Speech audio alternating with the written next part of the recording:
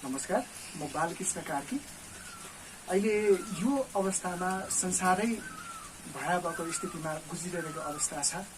चाइनाबाट सुरुवात भएर युरोप हुँदै एसिया महादेशमा पनि कोरोना भाइरसले एकदमै ठुलो समस्या बनाइरहेको स्थिति छ। यो अवस्थामा आम नेपाली जनताहरू, आम विश्व समुदायका नागरिकहरूले यस कोरोना अर्थात् कोभिड-19 सँग लड्न सक्ने एबिलिटीको विकास गर्न जरुरी छ। आफ्नो खानपान, आफ्नो सुरक्षाको प्रत्याभूति आफै स्वयं गर्न जरुरी छ।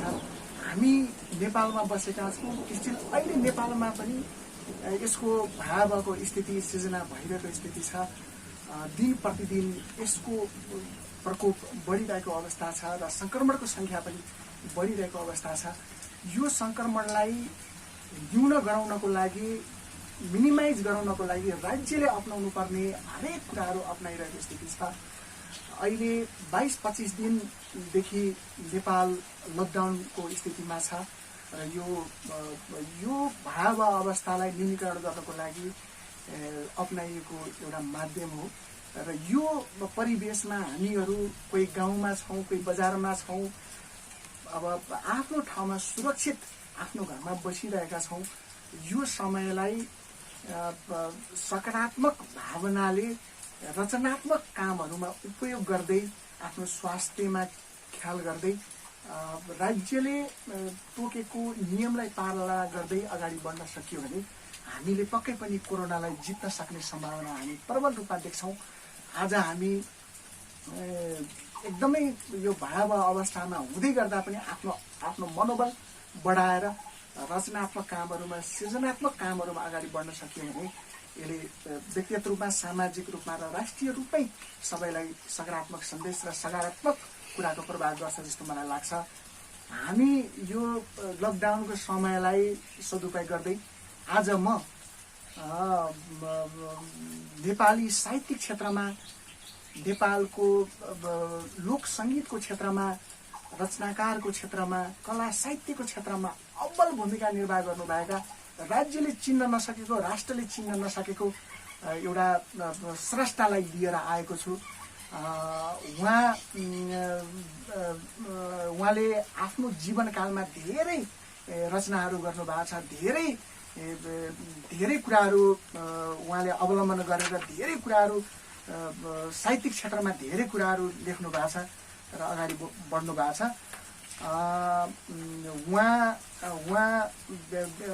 उहाँको जीवनकालमा विशेष गरी उहाँले नेपाली निजामती क्षेत्रमा पनि महत्त्वपूर्ण भूमिका खेल्नुभयो। करिब तपाईँको 2017 सालदेखि 2036 सालसम्म उहाँले नेपालको निजामती क्षेत्रमा महत्त्वपूर्ण भूमिका खेल्नु भएको छ। धेरै क्षेत्रमा काम गरेर विशेष गरी भूमि सुधार क्षेत्रमा उहाँको अब्बल भूमिका रहेको छ।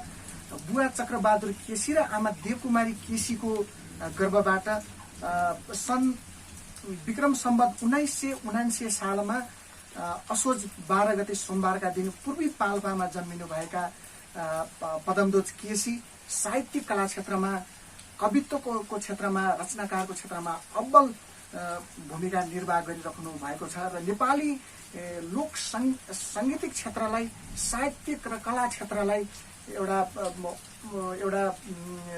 राम्रोसँग बुझेर आफ्नो कलालाई प्रस्तुत गर्दै हुनुहुन्छ। र उहाँको प्रारम्भिक शिक्षा पूर्वी पाल्पाको रम्बा माविमा उहाँले आफ्नो प्रारम्भिक शिक्षा प्राप्त गर्नुभयो र उच्च शिक्षा महात्मा गान्धी कलेजमा बाट प्राप्त गर्नुभयो, जो ग्रहपुरमा छ। र अहिले उहाँ कर्मथलोको रूपमा बर्दघाट नगरपालिका वार्ड नम्बर 5 पालडाँडा नौलप्रासीमा उहाँले आफ्नो कर्मथलो बनाइराख्नु भएको छ। अहिले यो लकडाउनको परिस्थितिमा अहिले पाल्पामा आउनु भएको छ र यही समयलाई सदुपयोग गर्दै हामीले उहाँको व्यक्तिगत जीवनी, उहाँको कला र उहाँको साहित्यिक कुराहरूलाई हामीले उजागर गर्ने प्रयास गरेका छौँ। उहाँले 2017 सालमा निजामती सेवामा प्रवेश गरेर 2036 सालमा अवकाश प्राप्त गर्नुभयो। 2036 सालमा अवकाश प्राप्त हुँदै गर्दा पनि उहाँको एउटा रोचक घटना छ र यो दर्दनाक एउटा परिवेश पनि लुकेको छ त्यहाँ। उहाँले शिक्षक पेसामा काम गर्नुभयो, बाँके बर्दिया गोसारामा काम गर्नुभयो, बाँके मालमा काम गर्नुभयो, 2021 सालमा 2 नम्बर नातिकारले बर्दियामा काम गर्नुभयो, 2023 सालमा भूमि सुधारकारले नवलपरासीमा काम गर्नुभयो, 2036 सालमा भूमि सुधारकारले अर्घाँसीमा काम गर्नुभयो, 2028 सालमा भूमि सुधारकारले रूपन्देहीमा काम गर्नुभयो, 2029 सालदेखि 2030 सालसम्म भूमि सुधारकारले गोर्खामा काम गर्नुभयो, 2030 देखि 2031 सम्म भूमि प्रशासनकारले नवलपरासीमा काम गर्नुभयो भने 2031 सालदेखि 2036 सालसम्म नवलपरासीमा शिक्षक पेसामा आबद्ध भएर काम गर्नुभयो र विशेष परिस्थितिले 2036 सालमा अवकाश प्राप्त हुनुभयो र हाल उहाँ नेपाल लेखापढी कानुन व्यवसाय इकाइ कार्यालय दिल्ली बजार काठमाडौँमा कार्यरत हुनुहुन्छ। उहाँले आफ्नो साहित्यिक कला क्षेत्रलाई 2014 सालबाट आफैले रचना गरेर आफै गीत गाउने अभियानमा अगाडि बढ्नुभयो र रेडियो नेपालमा 2020 सालमा फुलफुल्यो लेकैमा लालुपाते भन्ने गीत गाउनुभयो, रेकर्ड गर्नुभयो। हातमा टल्क्यो सुनको बाला भन्ने गीत रेकर्ड गर्नुभयो, वारी नारायणघाट पाडी गैराकोट भन्ने गीत रेकर्ड गर्नुभयो र एउटा ऐतिहासिक गीत के म नेपाली होइन र भन्ने गीत आफ्नै परिवेश आफ्नै जीवनको घटनाबाट लेखेर एउटा के म नेपाली होइन र भन्ने गीतको सिर्जना गर्नुभयो र यस्ता हाम्रा लोक सङ्गीतको साहित्यिक क्षेत्रको एउटा श्रेष्ठलाई लिएर आज म आएको छु। उहाँलाई राज्यले चिन्न सकेन, देशले चिन्न सकेन र अबको परिवेशमा उहाँ जस्ता स्रष्टाहरू हाम्रा लोक सङ्गीतको क्षेत्रमा जानकार भएका र ती लोक सङ्गीतहरूलाई उजागर गर्ने स्रष्टाहरू नेपालमा कमै भएको हामीले देख्छौँ र उहाँलाई मैले लिएर उपस्थित भएको छु। आदरणीय पदमध्वज केसीज्यूलाई म उहाँलाई हार्दिक स्वागत गर्न चाहन्छु। नमस्कार हजुर। धन्यवाद बाबु। आरामै हुनुहुन्छ? आराम छु बाबु, सबैलाई आरामै छ कि होइन? ठिकै छ हजुर, ठिक छ। अनि आज विशेष दिन म तपाईँको विषयमा धेरै कुरा चर्चा गरिसकेँ। तपाईँको जन्मदेखि लिएर तपाईँको कार्य अनुभवका कुरादेखि लिएर तपाईँले यो गीत सङ्गीतमा पुर्याउनु भएको योगदानको विषयलाई लिएर मैले धेरै कुराहरू दर्शकहरूलाई म भनिसकेको छु र आज विशेष दिन माता तीर्थ औँसीको दिन तपाईँ एउटा साहित्यिक क्षेत्रमा अब्बल व्यक्तित्व, कविताहरू लेख्नुहुन्छ, रचनाहरू गर्नुहुन्छ, गीत लेख्नुहुन्छ होइन। आज के छ यहीँबाट सुरुवात गरौँ। आमाको नाममा केही कविताहरू छन्? यो आफ्नै जन्मथलो पूर्वी पाल्पा, हाल चाउरम्बा पालिका गाविस वडा नम्बर कति यो 5 देउराली छाप भनौँ। हाम्रो इष्टमित्र नाल नाता कुल कुटुम्ब र आफू जन्मेको थलो, आफू हिँडेको गोरेटो बाटोलाई सम्झेर यो विश्वव्यापी कोरोना भाइरस रोगको प्रकोपमा चाहिने अड्डा, खाना, विश्वविद्यालय इत्यादि सङ्घ संस्था सबै बन्द भएको कारण आफ्नै जन्मथलोमा आएर सबै मेरा आफ्ना इष्टमित्र सबैसित भेट हुन पाइयो। त यो दुःखद दिन भनौँ कि यो त कुनै सुखद दिन त होइन, तर पनि संसारलाई परेको पीर मर्का माथि चाहिँ सबले सहन शक्ति सबैले प्रदान भगवानले दिनुभएको दिन हो यो। त्यस हुनाले आमाको त जति लेखे पनि आमाको तुरिन्न, तर आज आमालाको मुख हेर्ने दिन 2077 साल वैशाख आज 11 गते बृहस्पतिबारको दिन आमालाई सम्झेर चाहिने म आफैले जागिरकै कार्यक्रममा अथवा जहाँ हिँड्दा पनि आमालाई सम्झेर मैले लेख्थेँ। आमा तिमीलाई जता दुख्छ मलाई उतै दुख्छ, आमा तिमीलाई जता दुख्छ मलाई उतै दुख्छ, म परदेशमा आमा घरमा मन उतै पुग्छ, म परदेशमा आमा घरमा मन उतै पुग्छ। राम्रो काम गर बाबु भन्दै हराउँथ्यौ, राम्रो काम गर बाबु भन्दै हराउँथ्यौ, हाम्रै माया भित्र सधैँ आफू हराउँथ्यौ, हाम्रै माया भित्र सधैँ आफू हराउँथ्यौ। छोडी गए कालै जिउँदो मरि गए कालै जिउँदो देख्न सकिँदैन, मरि गए कालै जिउँदो देख्न सकिँदैन, आमा तिम्रो जीवन कथा लेख्न सकिँदैन, आमा तिम्रो जीवन कथा लेख्न सकिँदैन भनेर आज आमाको जन्मदिनमा आमालाई हामी सम्पूर्ण चाहिने हिन्दू धर्मवासीहरूले सम्झिने दिन भएको हुनाले मैले आमालाई यति श्रद्धा टक्र्याएँ। कति सालमा लेख्नुभयो यो कविता? यो मैले त 2023 सालतिर म नवलपरासीमा हुँदाखेरि मैले लेखेका थिएँ। अब टाढा टाढा भयो, कर्मचारी आफू कर्मचारी भएर टाढा टाढा हिँड्दा आजैको जस्तो दिन, आजैको आमाको मुख हेर्ने दिन परेको थियो। आफू आउन पाइनँ, त्यहाँबाट आमा तिमीलाई जता दुख्छ मलाई उतै दुख्छ, आमा तिमीलाई देख्न पाइनँ भनेर, घर आउन पाइनँ भनेर मैले लेखेका थिएँ। आज यसलाई चाहिँ नि यसैमा गाइने बाबु। जागिरमा हुँदै गर्दाखेरि आमाको याद आएर त्यसरी लेख्नुभयो। आमाको याद आयो, आमा तिमीलाई जता दुख्छ मलाई उतै दुख्छ, म परदेशमा आमा घरमा मन उतै पुग्छ, म परदेशमा आमा घरमा मन उतै पुग्छ। राम्रो काम गर बाबु भन्दै हराउँथ्यौ, हाम्रै मायाभित्र सधैँ आफू हराउँथ्यौ। छोडी गए कालै जिउँदो देख्न सकिँदैन, मरि गए कालै जिउँदो देख्न सकिँदैन, आमा तिम्रो जीवन कथा लेख्न सकिँदैन, आमाको जीवन कथा लेख्न सकिँदैन। त्यसै हुनाले पिता पुर्खाहरूले पनि आज आमाको मुख हेर्ने दिन भनेर चाहिँ आमा विशाल हो, आमा त विशाल संसारमा, आमा महान हो। आत्मा लिएर आमाले संसार चिनाउने आमा, उहाँकै लाम्टो चुसेर हुर्केका हामी र आमालाई आज चाहिने आमाको स्वर्गीय श्रद्धाञ्जलीमा चाहिने आज सम्झेँ। दिन कसरी बिताइराख्नु भएको छ आज? दिन त यस्तै हो बाबु। अब जति बेला पनि केही लेखौँ केही लेखौँ केही लेखौँ हुन्छ। 2016-17 सालतिर म माथिको घर घोरपाल साहबको मेरो जन्म घरबाट हुमिनमा पढाउन जान्थेँ। यही मूल बाटो, पुरानो मूल बाटो हिँड्दै हिँड्दै जाँदाखेरि एउटा यसो घाम छेर्ने टोपी लगाएको 55-60 वर्षका बुढा अगाडि यत्रो सानो लौरो लिएर हिँडेको 15-16 जना केटाहरू लिएर हिँडेका। हिँड्दै हिँड्दै हिँड्दै जाँदा धोबादिनेर पुग्दाखेरि मैले एउटासित सोधेँ, दाईहरू कता हिँड्नु भएको भने हामी लाहोर हिँडेको, बुढाघाटमा भर्ती छ, हामी गल्लामा हिँडेका भने। त्यहाँबाट चाहिने सँगसँगै गयो, मेरो स्कुलमा गयो, मेरो स्कुलमा पुगेँ। मैले केटाकेटीलाई पढाएँ। दिउँसोको 1 बजेको छुट्टीमा मैले यो सम्झेर लेखेँ, विदेश जान्छु बिदा देऊ आमा हिँड्ने बेला, नरोइदेऊ झम्टेर, बिदा देऊ विदेश जान्छु बिदा देऊ आमा हिँड्ने बेला, नरोइदेऊ झम्टेर, लाहुरे भई म फर्की आउँछु मेरो जन्म थलोलाई सम्झेर, लाहुरे भई म फर्की आउँछु मेरै जन्म थलोलाई सम्झेर, काम गरी खान पनि छैन पाखो पर्ती, अस्तिबाट खुल्यो भन्छन् कुँडे घाटमा भर्ती, कमाइ गरी खान पनि छैन पाखो पर्ती, अस्तिबाट खुल्यो भन्छन् कुँडा घाटमा भर्ती, अझ पनि दुःख मैले कति दिन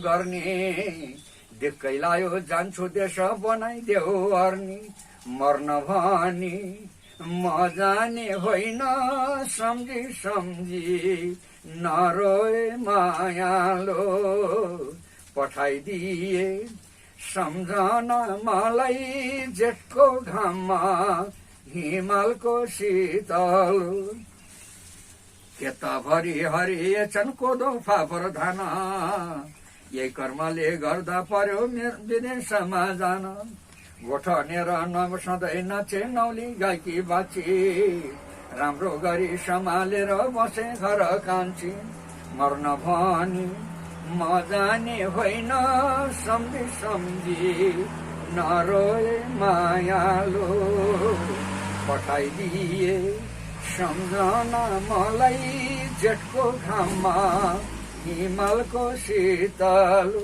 सानै जछन् केटा केटी रुने चल्ने गर्छन्, जेठा साउका छोरा भने बोर्डिङमा पढ्छन्, अगेनामा जौको आँटो सिस्नो तिउन पाक्छ, यो नेपाल छोडी जान मरे जस्तो लाग्छ, भए पनि ए घरकी रानी जानु पर्यो मलाई सिमाना काटेर, तोते बोल्ने यी साना छोरा घरकी देवीलाई छाडेर, 12वटा फुलमा ओथ्रा बस्ली हाँस्की पोती, 10वटा त चल्ला त्यसले काट्ली एकैचोटि लुगा फाटो गरे तिमी त्यही बेचेको दामले बस माया जान्छु म है नेटो काट्यो घामले निश्चय आज छिचल्नु पर्ला सिस्ने खोला मरेको दोभान बाटो बनेको थिएन बाबु गोरेटो बाटो थियो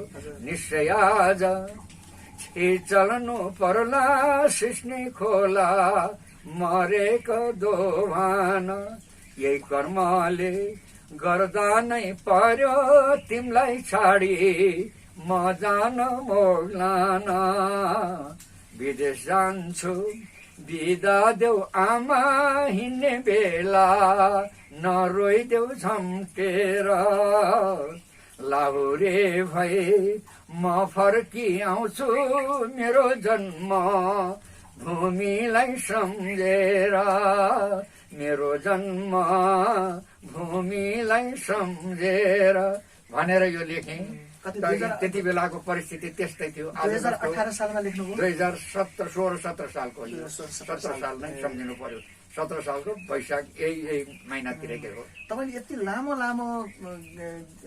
गजलहरू लेख्नुहुन्छ तपाईँले यति लामो गजलहरू लेख्नुहुन्छ कविताहरू लेख्नुहुन्छ केबाट उत्प्रेरित भएर यस्ता कविताहरू लेख्नुभयो यो कविताहरू यस्ता कविताहरू बाबु कसरी आउँछ भनेदेखि चाहिँ नि आफ्ना आफ्ना तरिकामा हुन्छ आफ्ना आफ्ना विचारमा हुन्छ म सानैदेखि नै म 2007 सालमा देशमा चाहिने प्रजातन्त्रको चाहिने ऊ भयो 7 सालको क्रान्ति भयो त्यस बेला चाहिँ म आफ्नो 8 वर्षको उमेरको थिएँ 9 सालमा रम्मा विद्यालय टाउमा खुल्यो अनि त्यति बेला बिआर राई बलराज राई भन्ने हाम्रा गुरु हुनुहुन्थ्यो जो उहाँ चाहिने बर्माको युद्ध क्रान्तिपछि चाहिने उहाँ चाहिने नेपालमा जनक्रान्ति भयो गरे भन्ने सुनेर उहाँ चाहिने बर्माबाट 6 सालमा आउनुभएको रहेछ हिँड्नुभयो आएर डाक्टर केआई सिंहको पार्टीमा चाहिने समावेश भएर भैरवा जेलमा उहाँहरू बन्दी हुनुभयो भैरवा जेल फरेर उहाँहरू यत्रतत्र हुँदाखेरि ताउमा आउनुभयो र यो रम्मा विद्यालय हालको माध्यमिक भयो यो विद्यालयमा चाहिने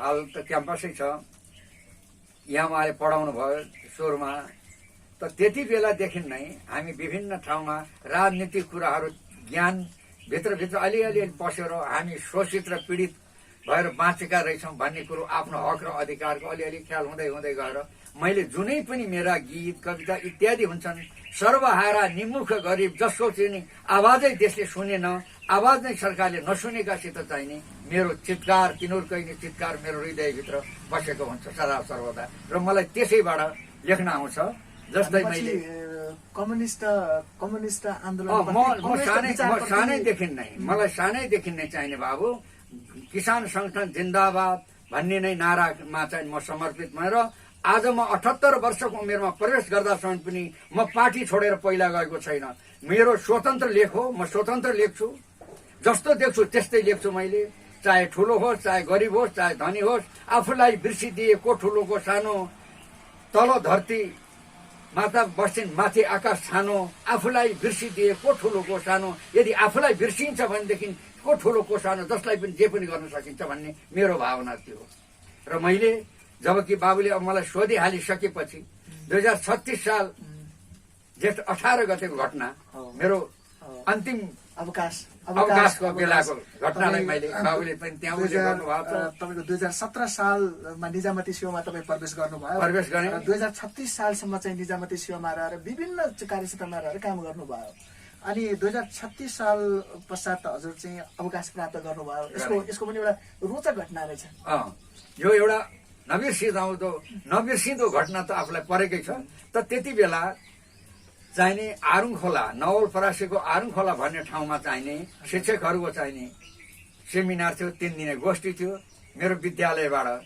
मलाई पठाइयो विभिन्न विद्यालयबाट नवलपरासीका सम्पूर्ण साथीभाइहरू जम्मा भइयो र चाहिने 2 दिनको कार्यक्रम सिद्धिसकेपछि तेस्रो दिन चाहिने त 2014 सालमा हामीले पाल्पा तानसेनमा साथै नर्मल तालिम दिएका चाहिने शंकर प्रसाद आचार्य भन्ने चाहिने उहाँ चाहिने मावि निरीक्षक भएर आउनु भएको रहेछ परिचय हुँदै गयो सबैसित हात मिलाउँदै गइयो त्यहाँबाट उहाँले भन्नुभयो एदाई मैले भने मेरो नाम पदमध्वज केसी हो भने त्यहाँबाट मेरो नाम शङ्कर प्रसाद आचार्य। दाइ तपाईँ र म त सँगै नर्मल तालिम दिएको होइन र पाल्पामा भन्नुभयो हो भने, ए दाइ तपाईँले पुरानो कला बिर्सिनु भयो कि छोड्नु? म नर्मल तालिममा हुँदाखेरि पनि मैले लेख्थेँ, गाउँथेँ। अनि छ बाबु भने मैले, त्यस भए भोलि हामी बिदा हुन्छौँ, आज एउटा केही रमाइलो गरौँ न त भनेर चाहिँ नि मैले हाम्रो आँसु भनेर लेखेँ। हे हाम्रो आँसु सुकेर होइन परेलाको घेरामा हो भएको। 2036 साल जेठ 18 गते बेलुकाको यो हाम्रो आँसु सुकेर होइन परेलाको घेरामा हो भएको। पिठो नपाई मर्नेलाई मिठो भन्ने के हो, महलमा बस्नेलाई गिठो भन्ने के हो। ठुला घरका छाउरे कुकुर गलैँचामा मुच्छन्, 12 महिना हलो जोत्ने परालमा सोध्छन्। हाम्रो आँसु सुकेर होइन परेलाको घेरामा हो भएको। पिठो नपाई मर्नेलाई मिठो भन्ने के हो, महलमा बस्नेलाई गिठो भन्ने के हो। ठुला घरका छाउरे कुकुर गलैँचामा मुच्छन्, 12 महिना हलो जोत्ने परालमा सुत्छन्। हाम्रो आँसु हातका फोरा काँधका छाला पाइतलाको पत्र, हातका फोरा काँधका छाला पाइतलाको पत्र। 12 महिना हलो जोत्ने साँझ अलपत्र। बाजिएको पिरो अझ निको भया छैनन्, सानै जछन् कर्णधार तिखो भया छैनन्।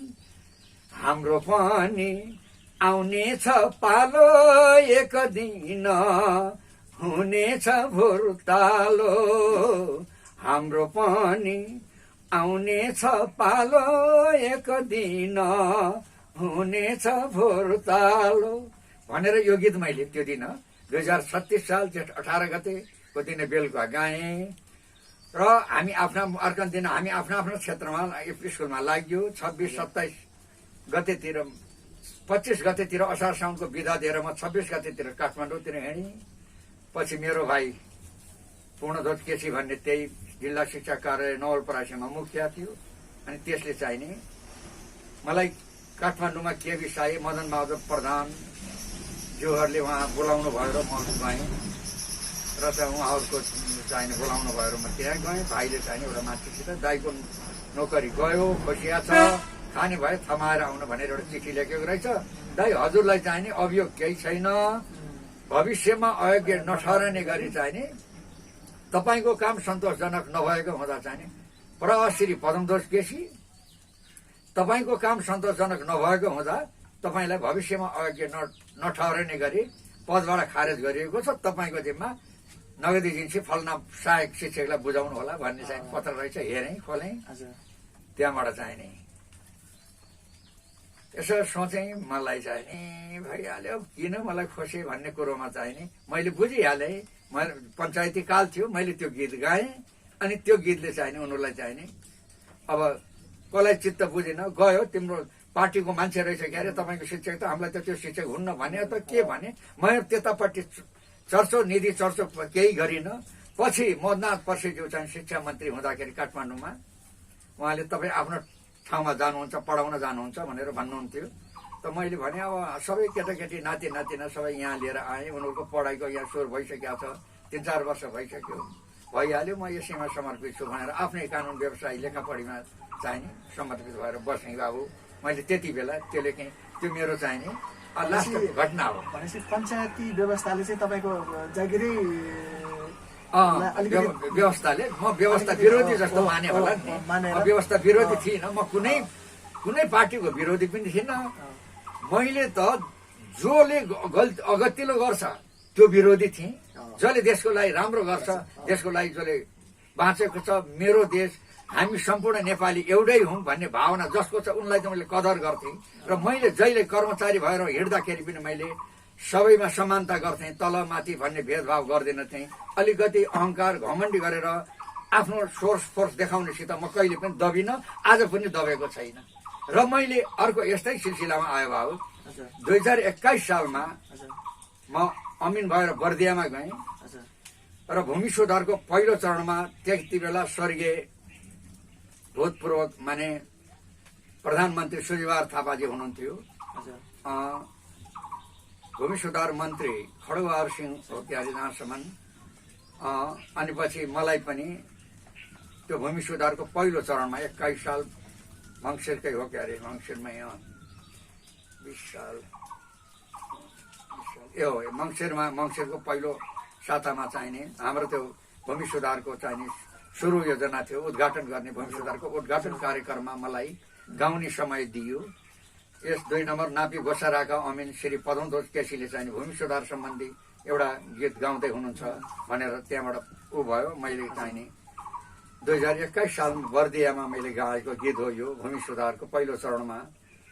तिम्रो हाम्रो हितैको निम्ति हुँदैछ यो भूमिको सुधार, तिम्रो हाम्रो हितैको निम्ति हुँदैछ यो भूमिको सुधार। निस्वार्थीलो भावना राखी आफ्नै देशको गर्नु छ उद्धार। पञ्चायती व्यवस्थाको बलियो छ जग्गा। 2021 साल भएको हुनाले पञ्चायती व्यवस्था थियो। पञ्चायती व्यवस्थाको बलियो छ जग्गा। बाघको मासु स्यालको रजाई हुन पाउन्न अब। डाँफे चरी मुनालले अर्कै गीत गाउला। काम गरौँ पेट भरि सबले खान पाउला।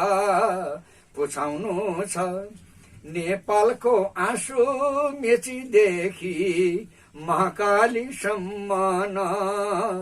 पुछाउनु छ नेपालको आँसु मेचीदेखि महाकालीसम्म न। मरेपछि पाइँदैन फेरि यही माटोमा आएर जन्मन। दाजुभाइ आपसमा लड्नु पर्ने छैन। पाती फुल्ने पर्ती बगर बाँझो बस्ने छैन। अस्तिबाट निको भयो सुकुम्बासी व्यथा। राजाबाट बक्सिँदैछ भाग पुग्दो जेथा। राम्रो गरी बताइदेऊ सर्वे टोली अमिनलाई आफ्नो साथ। राम्रो गरी बताइदेऊ सर्वे टोली अमिनलाई आफ्नो साथ। फेरि भनौ नेपाली सबैले हाम्रो राजा महेन्द्र जिन्दाबाद, महेन्द्र जिन्दाबाद। राजा स्वर्गीय महेन्द्रले नेपालमा ल्याइबक्सेको यो भूमि सुधारको क्रान्तिकारी कदम थियो। त्यस हुनाले सबै नेपालीले सुख पाउन्, सबै नेपाली चाहिने रोग भोगबाट हटुन् भन्ने राजाको सदिच्छा थियो। त्यो अनुरूप भूमि सुधार अझै पनि टुङ्गिया छैन, लोभी पापी मान्छेको हातमा पर्छ। त्यस हुनाले चाहिने मलाई भूमि सुधार एउटा पवित्र देशको लागि साह्रै राम्रो चाहिने व्यवस्था आयो। तर पनि चाहिने अलिकति मान्छे लोभी पापी भइदिनाले चाहिने व्यवस्था लम्बिँदै गयो, न त पहिले नै टुङ्गिने। 28,000 बिघा जमिन हदभन्दा बढी बर्दियामा निस्किया थियो। त्यति बेला 32,000 बिघा जमिन झापामा निस्किया थियो। त्यो सुकुम्बासी, यो देशमा सुकुम्बासी हुने नै थिएन। त्यो त्यति जग्गा व्यवस्थित तरिकाले बाँडफाँड गरिदिएको भए जंगल फडाइने हुन्न थियो। सुकुम्बासी भएर तराईमा झर्नेहरूको लहरको लग्दैन थियो। सबै खानपान पाउने व्यवस्था भइसकेपछि त चाहिने त्यस्तै भयो र चाहिने अहिलेसम्म पनि भूमि सुधार टुङ्गिया छैन। अझै पनि हदबन्दीका मुद्दा अनेक मुद्दा कार्यालयमा यथावत छन्। पञ्चायती व्यवस्थालाई पनि राम्रोसँग भोग्नुभयो तपाईँले होइन? पञ्चायती व्यवस्थालाई पञ्चायती व्यवस्थालाई जसले जेसुकै भन्नुहोस् आफ्नो आफ्नो अनुभवको आधारमा मैले व्यवस्थालाई नराम्रो मान्दिनँ थिएँ बाबु। अहिले संघीय लोकतान्त्रिक गणतन्त्र स्थापित भइसकेका छन् नेपालमा होइन? लोकतन्त्र स्थापना भइसक्यो। पञ्चायती व्यवस्था र अहिलेको संघीय लोकतान्त्रिक गणतन्त्रको अवस्था कसरी मध्यनजर गर्नुहुन्छ? मूल्याङ्कन अहिले गर्नु पर्दाखेरि बाबु पञ्चायती व्यवस्थामा जो गरिब थियो, जसको पहुँच पुगेका थिएन, त्यसले पनि जस्तै इन्जिनियर डाक्टर हुने चाहिने योग्यताको आधारमा चाहिने समय पाएको थियो बाबु। तर अहिले यति बेला आएर त्यो योग्य व्यक्तिहरू, योग्य छात्र छात्राहरूले पनि यहाँ चाहिने पार्टीगत हिसाब किताबले गर्दाखेरि चाहिने राम्रो नम्बर ल्याउने पनि पाएको छैनन्। पार्टीको सोर्स फोर्स इत्यादि इत्यादि निष्पक्ष छैन बाबु, निष्पक्ष छैन। मैले मेरो मूल्याङ्कनमा सायद अरूले पनि यही किसिमले मूल्याङ्कन गरेका हुन्, जसले देशको चाहिने व्यवस्थालाई अनुभव गर्दै गर्दै गर्दै आए। त्यति बेला बाबु सबैको चाहिँ समानता थियो, डर थियो, राजाको डर थियो, राजालाई प्रधानमन्त्रीलाई राजाको डर थियो, अन्य मन्त्रीलाई प्रधानमन्त्रीको डर थियो। यसै गरी तल्लो श्रेणीदेखि लिएर गढी गौडा गोसारादेखि लिएर चाहिँ माथि चाहिँ सबैमा डर थियो। घुस भ्रष्टाचार लुकीछिपी गर्थे, नगर्ने त होइन, त्यति बेला पनि थियो, तर चाहिँ नि यो कुनै थिएन। अहिले त बाबु डाइरेक्ट हुन्छ, मस्ती मोज मस्ती खानपान चाहिने इत्यादि हुन्छ। यो देख्दाखेरि मैले हुन त म कानुन व्यवसायमा काम गरेको भए तापनि मलाई बाध्यताले मेरो जागिर नोकरी केही नभएको उसले गर्दा मेरा छोराछोरी नाति नातिना पढाउनु पर्ने अवस्था, मसित पैसा थिएन, मैले केही पेसा त गर्नु पर्यो नि भनेर त्यो पेसा अपनाएको मात्रै हुँ बाबु। तर मलाई चाहिने कमाउने म कमाएर म मात्रै धनी, म मात्रै सम्पन्न हुँ भन्ने भावना अहिले पनि छैन, हिजो पनि थिएन, भोलि पनि हुन्न। त्यस हुनाले सबैले पाउनुपर्छ, सबैले खानुपर्छ, सबै बाँच्नुपर्छ भन्ने मेरो आन्तरिक हृदयको हो। त मैले त्यति बेला पनि त्यो काम गर्दाखेरि पनि लेख्थेँ, रकमी कलमी बाठो भई आँखा बचाएर, रकमी कलमी बाठो भई आँखा बचाएर, भ्रष्ट यहाँ बचेकै छ घिन लाज पचाएर। मैले 40-45 सालमा चाहिँ मालपोत कार्यालय दिल्ली बजारमा बस्दा लेखेका थिएँ। यो पुरा कविता सुनौ कि? यो पुरा कविता कि यसको हजुर पुरा सर्टकट। गाउँतिर ठाउँ छैन, बस्ती सारा बसिसक्यो, सिठाले बारेको भित्तो हावा पानी पसिसक्यो, प्रतिमा बनेको घर धरती छैन निकासमा, हिँडेको नोकरी खोज्न यत्रो होरी बतासमा, लङ्गडो दर्बिलो बन्छ कानो देख्छ परतिर, सोझो र सत्यले बास अवलिन्छ कतातिर, रकमी कलमी बाटो भई आँखा बचाएर, भ्रष्ट यहाँ बचेकै छ घिन लाज पचाएर भनेर लेख्थेँ। मैले देखेँ मेरो आँखाले, तर मलाई चाहिने त्यो त्यसभित्र छिर्ने त मन होइन, म बाध्यताले छोरछोरी पाल्नु पर्ने हुनाले गरेँ। आफूले जस्तो आफू सोझो सत्य इमान्दारी गरे त कसैले केही गर्ने कुरै आउन्न भन्ने मेरो अहिलेसम्म पनि भावना छ। तर मैले चाहिने बाबु श्रीमतीको गन्थनमा आधारितमा एउटा लेखेको छु। एक दिन मैले अफिस कार्यालयको विदा भयो, भूमिसभा कार्यालय नवलपरासी विदा भएर म चाहिने घर आएर बसिरहेको थिएँ। खेतको रोपाईको दिन थियो। म खानासाना खाएँ, शनिबारको दिन खानासाना खाएर एकछिन आराम गरेँ। मेरो श्रीमतीले भनिन्, हजुरलाई त्यहाँ खाजा राखिदिएछु, उठेपछि खाइबक्सेला, आज घरको खेतको रोपाई छ, म त रोप्न गएँ भनेर गइन्। म एकछिन आराम गरेर उठ्दाखेरि त दाउन्नेको पहाड त पुरा अँध्यारो घनघोर अँध्यारो भएको।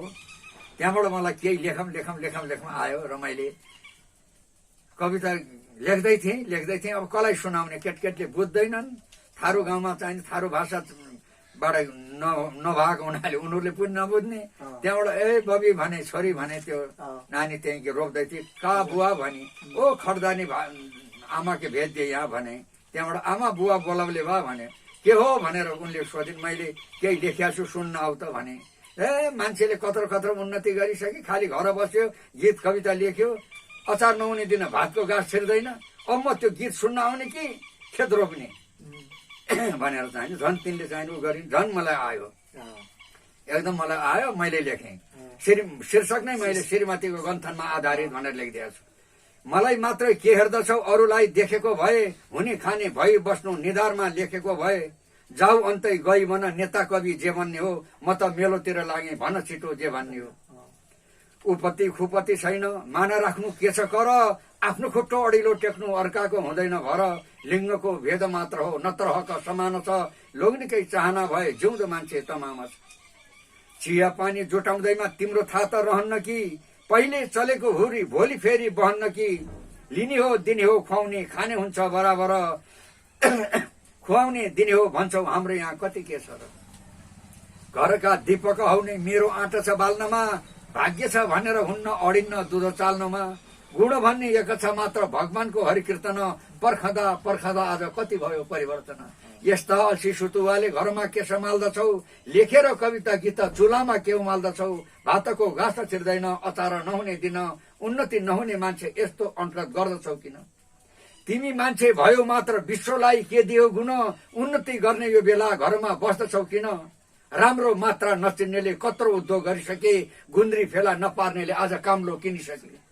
भुन्टे पनि भूमि सुधार अधिकारी भएपछि, घर जग्गा जोडिसक्यो काठमाडौँमा गएपछि, फरेस्टर बाजेका कस्ता पक्की बिल्डिङ बनिसके, रिठे न्यायाधीशका त अझ कुरा अरू गर्नु के?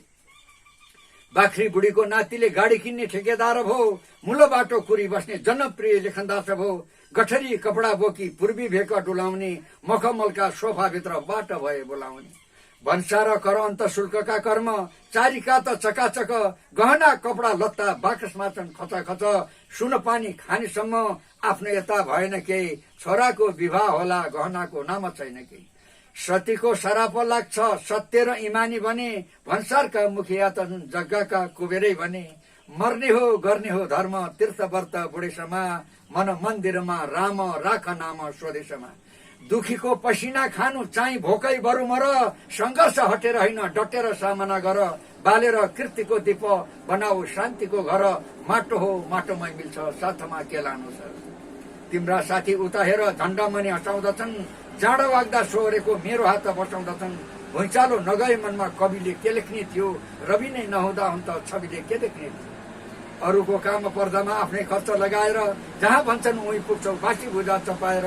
गुणको बदला उनले मोहीको पानी बेच्दछन्, साले पहाडी आई भने बाटो पनि छेक्दछन्। कहिले कालीका रूप कहिले नुहाउनी बनी, बुढा झिक्छिन् घरकी लक्ष्मी चल्छ गृह पुराण अनि। ठिकै हो भने चाहिँ लाग्यो मन जाग्यो हिँडे यता, छाडेन मानिसलाई घुमाउरो यो नसाले त। निफनेका जतन गर बिहा मैले केलाउला, सके आमै घिउ राख्ने नत्र खट्टी सेलाउला। रुखमा डालीको भर खस्ने डर हुने नै भयो, कर्म र कर्तुको भेट भइहाले बढी यही भयो। जहाँबाट हिउँका लेख निहाली बस्दछन् अरू, जहाँबाट हिउँका लेख निहाली बस्दछन् अरू, तिनै माझ पछारिम्ला मोरमला भोकले बरु। मेरै छोरा छोरी जस्ता अरूका पनि देख्दछु, अनुहार पनि उस्तै आत्मा उस्तै म देख्दछु भनेर यो गीत लेखेर राखेँ। पछि मेरो जेठो छोरो उत्तम केसी आएर उसले चाहिँ उसले पनि साहित्य प्रेमी थियो, बुवाको नयाँ रचनाहरू केही छन् कि भनेर भन्यो। अनि पछि 3 भाइ छोरा, उत्तम जेठो, अनिल ध्वज केसी माइलो, सुनिल ध्वज केसी कान्छो, म र मेरो श्रीमती 5 जना बसेर चाहिँ मैले पढेर सुनाइदिएको थिएँ। बहुत रमाइलो हुन्थ्यो होला घरमा होइन? बाबु बहुत रमाइलो हुन्थ्यो होला घरमा। 5 जना परिवार थियौँ। एउटोले पछि त्यो प्रहरीमा जागिरी भयो र चाहिँ असै पनि समर्पण भयो, त्यसले मादल बजाउँथ्यो माइलोले। अनि जेठोले पनि गीत, सानोले गीत झेक्थ्यो।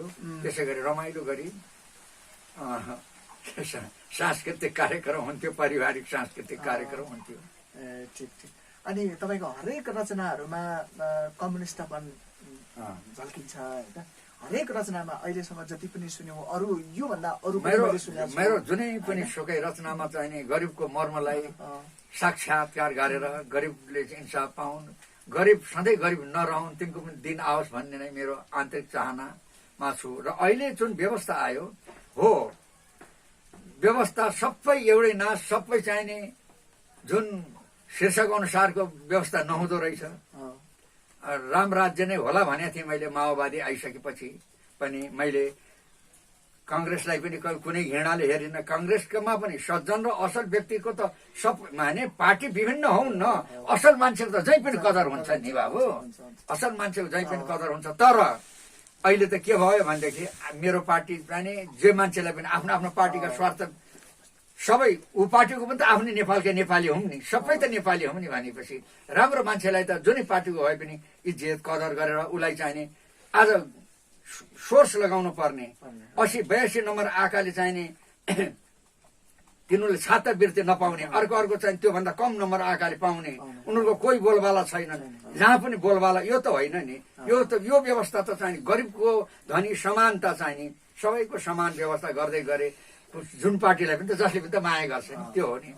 अब मैले बाबु अनि तपाईँ राजनीतिकतिर यो तपाईँको गीत सङ्गीतमा साहित्यिक क्षेत्रमा चाहिँ तपाईँको कम्युनिजम पनि देखियो बाबु। यसो भयो, बाबुले सोध्न खोजेको कुरा के भयो बाबु, म क्षेत्रैमा लाग्नेवाला मान्छे हुँ। यो जन्मिएको यो मेरो ताउ घरपाल साहब पूर्वी पाल्पामा। अब गम्भीरजङजी स्वर्गीय हुनुभयो, उहाँभन्दा म 1-1.5 वर्ष जेठो हुँ के अरे। अब उहाँ काङ्ग्रेसमा लाग्नुभयो। मेरो भावना र विचार, हुन त हाम्रा गुरु एउटै हो, उहाँको भावना र विचार काङ्ग्रेसको थियो, मेरो भावना र विचार किसान सङ्गठन थियो, त्यसपछि माले भयो, अहिले एमाले भयो। सबै भावना विचार मेरो अहिलेसम्म पनि यही छ। तर मलाई त्यो कङ्ग्रेस कम्युनिस्ट भन्ने कसैले पनि मलाई भेदभाव गरेनन्। यो कम्युनिस्टको विचारधाराको मान्छे भनेर मलाई अनादर ह्यान त्यान म केही पनि भइन। किनभने म त एउटा कवि कलाकार हुँ। मेरो कविताले स्वर्गीय महेन्द्रको महानवाणीमा के थियो बाबु भने, कवि कलाकारले वर्मले देखेको कुरो कलमले पोखिदिएमा देशको लागि ठुलो योगदान हुनेछ भन्ने स्वर्गीय राजा महेन्द्रको महान वाणी थियो। त्यही महान वाणीको आधारमा बाबु मैले म र हाम्रा भूतपूर्वक चाहिने भूमि प्रशासक पछि अञ्चलाधीश जो पनि हुनुभयो सूर्यबहादुर सेन ओली, म र मेरो एउटा खरदार साथी कुलबहादुर गुरुङ, हामी नवलपरासीको भ्रमणलाई नवलपरासीको भूमि प्रशासन कार्यालयमा उहाँ हुनुहुन्थ्यो कार्यरत, म पनि त्यही कार्यालयमा कार्यरत थिएँ। कुलबहादुर गुरुङ साथी पनि त्यही थियो। त्यहाँबाट हामी गइयो नवलपरासीको भ्रमण गर्दै गर्दै सबै यथार्थ बुझ्दै गयौँ र चाहिने भरतपुरमा चाहिने नारायणघाटमा भरतपुरमा चाहिने उहाँको भाइ सूर्यबहादुर सेन ओलीजीको भाइ चाहिने प्रहरी कार्यालयमा चाहिने कार्यरत हुनुहुन्थ्यो। उहाँलाई भेट्नको लागि उहाँ गइयो। जाँदाखेरि अहिले जस्तो पुल बनेको थिएन बाबु, माथि दियालो बङ्गाला साइड भएर जानुपर्ने थियो। त्यहाँ जाँदाखेरि चाहिँ यसो हेरेँ, यो 2030 सालको घटना हो। त्यहाँबाट त्यसो गरी हेरेँ, त्यहाँबाट चाहिने त्यहाँबाट त्यो दियालो बङ्गाला हेर्दाखेरि मलाई कस्तो लाग्यो। स्वर्गीय राजा महेन्द्र यहीँ निधन भइबसेको राजाको मनमा पनि यो भयो होला, अन्तिम विदाईको बेलामा नेपाली जनतासित केही भन्न पाइनँ मैले भनेर राजालाई सम्झेर मैले उहाँको महान वाणीमा आधारित भएर मैले चाहिने यो लेखेँ। राजाले यसै भनिबक्स्यो होला भन्ने हिसाबले, नेपाली तिम्रै नेपाल हो वर्ष सम्हाली म जाँदैछु, नेपाली तिम्रै नेपाल हो वर्ष सम्हाली म जाँदैछु, दैवको सन्देश आइपुग्यो वर्ष नेपाली म जाँदैछु, वर्ष नेपाली म जाँदैछु। पुर्खाले आर्जाको मुलुक यो वंशको कृति हाँसिरहोस्, पुर्खाले आर्जाको मुलुक यो वंशको कृति हाँसिरहोस्, म मरे पनि मेरो देश यहाँ जुग जुगसम्म बाँचिरहोस्, नेपाली तिम्रै नेपाल हो वर्ष सम्हाली म जाँदैछु, दैवको सन्देश आइपुग्यो वर्ष नेपाली म जाँदैछु। दक्षिण भारत उत्तर चीन मेची र कालीको माझमा, दक्षिण भारत उत्तर चीन मेची र कालीको माझमा, नाथको आशीर्वाद रहोस् बिहान बेलुकी साँझमा, राजा र प्रजाको मेल यहाँ नगर मासु झैँ रहोस्, म मरे पनि मेरो देश यहाँ जुग जुगसम्म बाँचिरहोस्, नेपाली तिम्रै नेपाल हो वर्ष सम्हाली म जाँदैछु, दैवको सन्देश आइपुग्यो वर्ष नेपाली म जाँदैछु।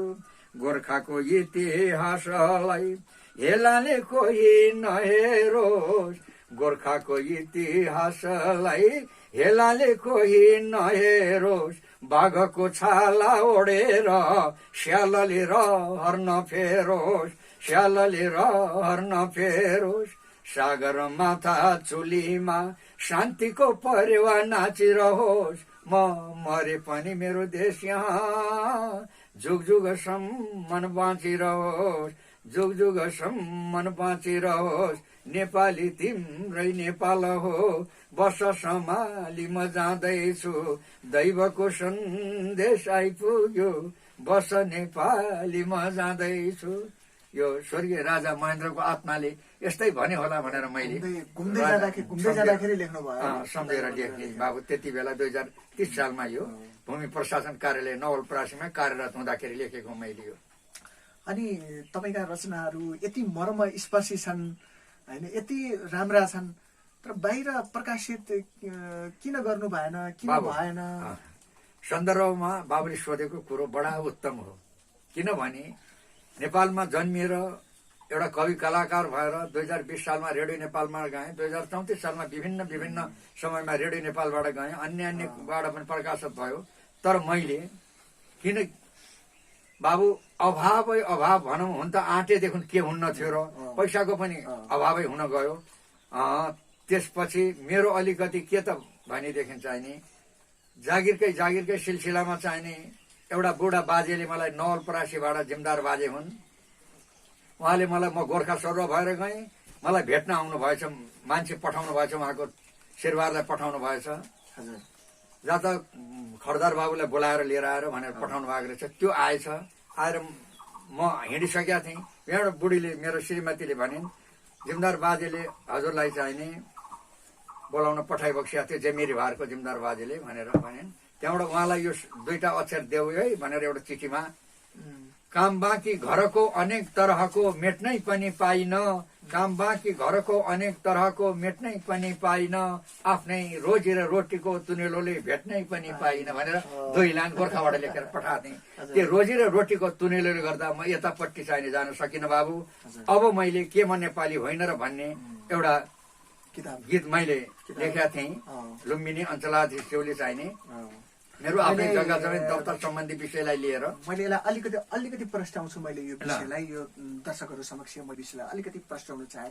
2020 सालमा उहाँले रेडियो नेपालमा फुलफुले लेकेमा लालुपाते भन्ने गीत रेकर्ड गराउनु भएको थियो। हातमा टलेको सुनको बाला, वारी नारायणघाट पारी गणेको सँगसँगै यो एउटा ऐतिहासिक गीत हामीले युट्युबहरूमा देख्न सक्छौँ।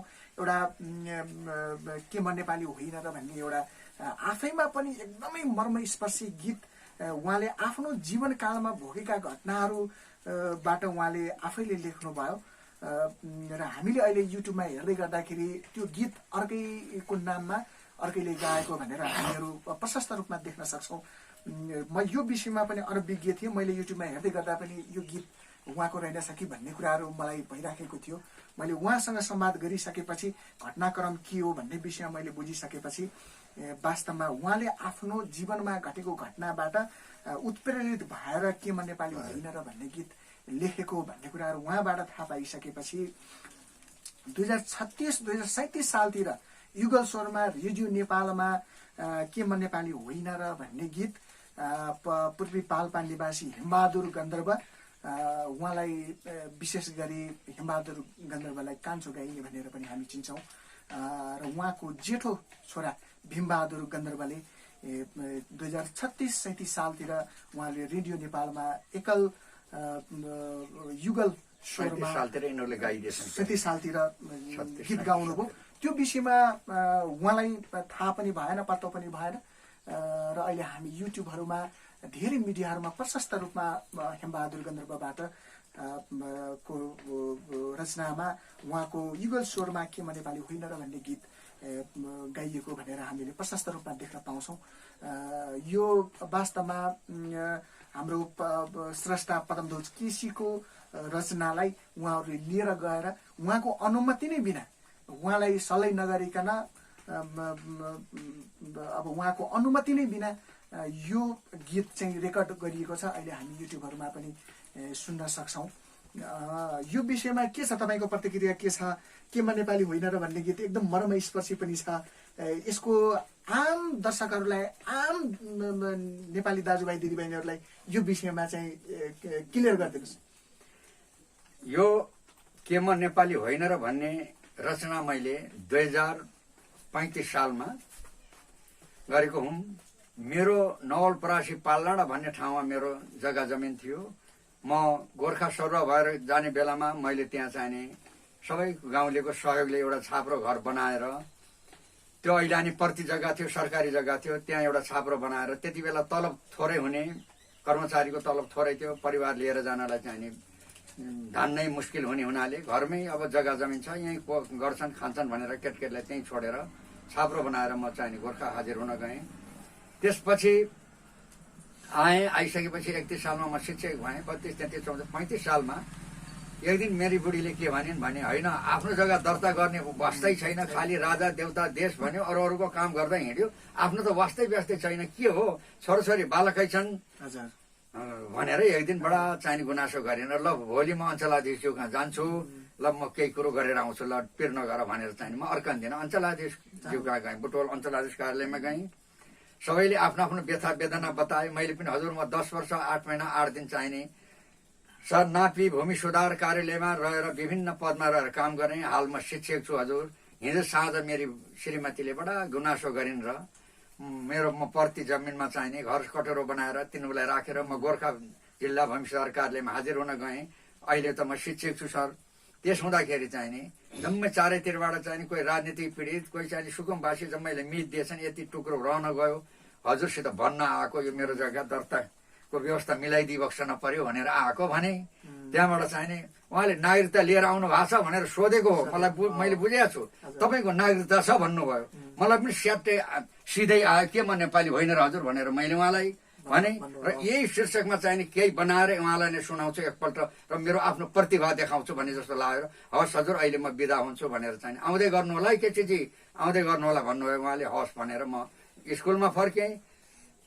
घर आएँ। घर आइसकेपछि मेरो जहाँले के भयो काम हाम्रो बन्यो भन्दा आधा सन्चो आधा बिसन्चो भनेर जवाफ दिएर भोलिपल्ट चाहिँ स्कुलको गएर दिउँसोको 1 बजेको छुट्टीमा चाहिने श्री सरस्वती प्राथमिक विद्यालय कुञ्जनपुर अहिले हाल क्याम्पस छ, त्यसको म प्रधान अध्यापक थिएँ। त्यही चाहिँ खजुरा खोला भन्ने त्यो खोलाको डिलमा बसेर मैले चाहिँ यो लेखेँ के अनि यो लेखेँ। यो गीत चाहिने मेरा हुमबहादुर र भीमबहादुर गन्धर्व अर्को उहाँको माइलो छोरा समेत गएर चाहिँ नवलपरासीमा 2035 सालतिर गएर ठुलबाउ केही हामीलाई केही मागी खाने के छ भनेर चाहिँ भन्यो। कान्छा गाइने भन्थ्यौँ हामीले। हाम्रो धोबादीको चाहिँ हाम्रो पाल्पा धोबादीको गाइने दाईहरू हुन्। हामी एउटै घर परिवार जस्तै बाहिर बसियो।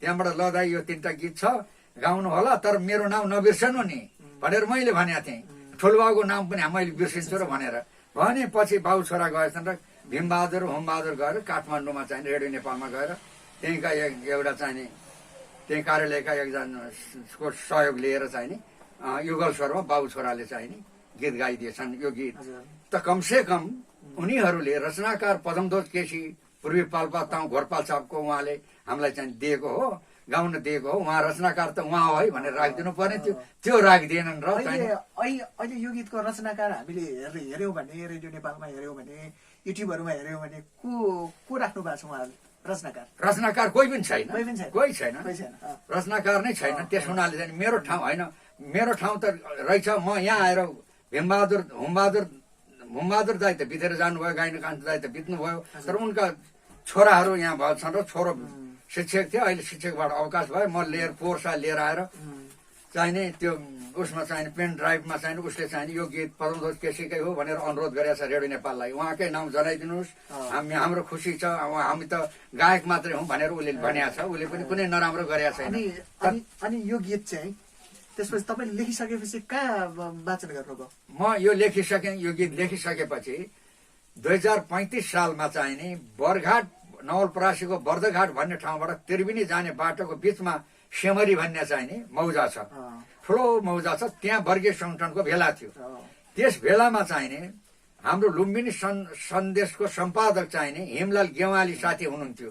उहाँले चाहिने ल अञ्चलाधीशज्यूले भन्नुभएको छ आज सांस्कृतिक कार्यक्रम राख्नु पर्यो, कवि कलाकारलाई बोलाउनुहोस्, छात्र छात्राहरूलाई नाचगान गर्ने भन्ने कुरो भएछ र हिमलाल गेवालीजी मेरो विद्यालयमा आउनुभयो। दाई आज चाहिने अञ्चलाधीशज्यू मन्त्रीज्यू सबैको उपस्थित छ, त्यहाँ चाहिने सेमरीमा चाहिने आज सांस्कृतिक कार्यक्रम राख्ने योजना छ, दाई पनि आइदिनु पर्यो, दाईका छात्र छात्रालाई लिएर आइदिनु पर्यो भनेर उहाँले भन्नुभयो। र ल ठिक छ म आउँछु, साँझ लिन आउँदा गाडी लिएर आउनु होला, मेरा छात्र छात्रालाई सामानहरू लिएर आउनुपर्छ भने लिएर गएँ। अनि पछि मेरा छात्र छात्रा विष्णु कुमारी गुरुङ छात्रा थिइन्, नाच थिइन्, गाउँ थिइन्।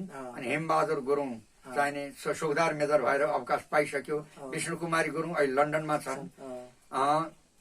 यिनी गाउने र मैले यिनीहरू नाच्ने बजाउने मादलको साथ दिने हर्कबहादुर गुरुङ थियो। विष्णु कुमारी गुरुङ चाहिँ नृत्यमा साथ दिने र म पदमध्वज केसी गाउनेमा। त्यहाँबाट सांस्कृतिक त्यहाँ गइयो। सांस्कृतिक कार्यक्रममा चाहिँ बाट चाहिँ मेरो माइकबाट मेरो नाम आयो।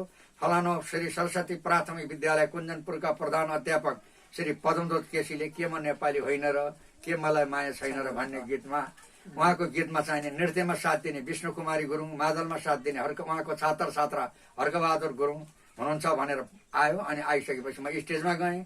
स्टेजमा गइसकेपछि मान्य मन्त्रीज्यू, मान्य रापमसज्यू, मान्य अञ्चलाधीशज्यू र मान्य सभापतिज्यू र उपस्थित चाहिने सम्पूर्ण वर्गीय संगठनका इष्ट मित्र भाइ बन्धु साथीभाइ र मेरा शिक्षक साथीभाइ र मेरा छात्र छात्रा भाइ बहिनीहरू, यो गीत मैले लुम्बिनी अञ्चलको वरिष्ठ ओहदा प्राप्त सज्जनबाट तपाईँको नागरिकता छ भन्ने प्रश्नको उत्तरमा यो गीतको जन्म दिएका थिएँ। आज मैले उहाँकै अघितिर नौरन गर्दैछु भनेर म नौरन सुरु गर्छु। अब के म नेपाली होइन र के मलाई माया छैन र बाजेले खाबो गाडेको धुरीको डोब छैन र के म नेपाली होइन र उकालो चढ्न नसकी ओह्रालो बाटो झरेको जिउँदै मर्न नसकी कसैको शरण परेको कसैको शरण परेको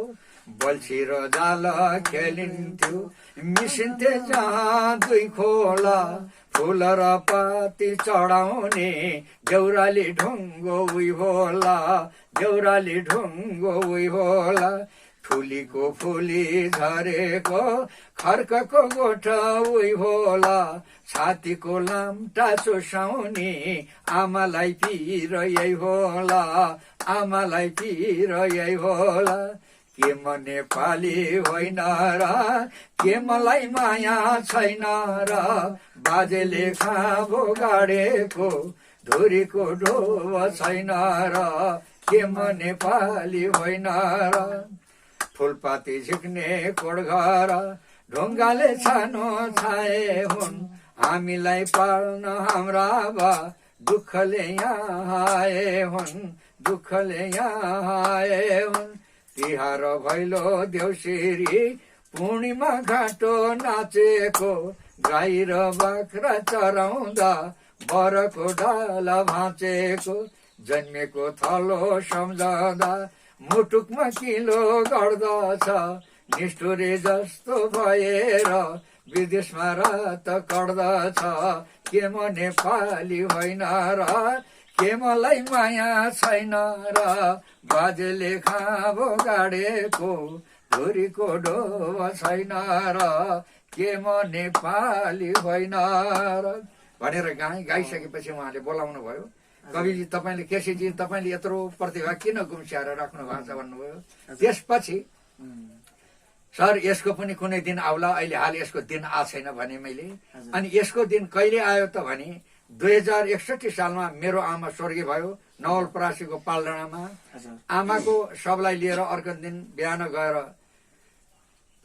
त्रिवेणी घाटमा लग्यो। घाटमा लगेर दागबत्ती दिने बेलामा म जेठो छोरा दागबत्ती दिने बेलामा मैले आमालाई सम्झेँ। आमा हजुरले मलाई संसार चिनाइदिनु भयो, तर मैले आमा हजुरलाई बचाउन सकिनँ। मैले मसित जे छ आमा त्यही दिउँला नि वर्ष वार्षिक पुण्यतिथिमा भनेर म आइसकेपछि चाहिने मैले वार्षिक पुण्यतिथिमा के म नेपाली होइन र भन्ने क्यासेट नारायण रायमाझी भानिजको चाहिने रिमा रेकर्डिङ काठमाडौँबाट चाहिने मैले के म नेपाली होइन र भन्ने क्यासेट निकालेँ। त्यसमा मेरा 5वटा गीत, मेरो छोरो जेठो छोरो उत्तम दत्त केसीको एउटा र मेरो नाति चन्दन दत्त केसीको एउटा तीन पुस्ते एल्बम क्यासेट निकालेको थिएँ। त्यहाँ चाहिँ आज यो त नेपालको इतिहासमा त एउटा कमै छ यस्तो होइन, कमै छ। त्यहाँबाट त्यही गीत आज आमाको पनि जन्मदिन, आमाको मुख हेर्ने दिन आजको दिन। आमाको पनि त्यो कुरो मैले के गरी लेखेँ त भनेदेखि त्यहाँबाट आइसकेपछि त्यो क्यासेटमा चाहिने छ अब भेट नहुने भइगयो आमा आमा भन्दैमा गइगयो पाल डाँडामा आए है भाइ बहिनी छैन टाढामा जन्म पाल्पा ताउरम्बा पानीमा। अहिले म यही ठाउँमा छु गाउँदैछु।